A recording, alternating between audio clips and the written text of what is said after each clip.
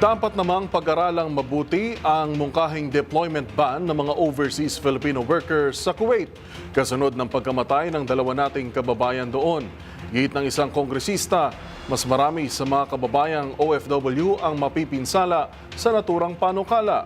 Mababalita si Milky Regonan. Dapat idaan sa masusing pagtalakay ang plano ng Department of Migrant Workers na deployment ban sa Kuwait. Ang kikabayan Party List Representative Ron Salo ang siguradong maapektuhan ng mga OFW na kasalukuyang na nagtatrabaho sa Kuwait. Sabi ni Salo, ito ay sa pangamba na baka hindi na sila pabalikin para makapagtrabaho doon.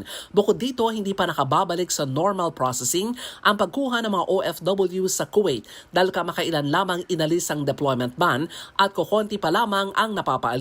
Narito si Kabayan Party List Representative Ron Salo sa panayam ng isyung pambayan. Ay nilift pareho ng Kuwait at Pilipinas yung ban po natin kasi nag-impose din po ng ban ng Kuwait sa atin. Pero kahit na nandun na po, hindi pa rin po talaga tayo nakakabalik dun sa normal processing, quote and unquote. Kasi simula doon hanggang ngayon, almost 6 months na rin po ata yun, pero iilan pa lang po talaga yung napapaalis mula sa Pilipinas.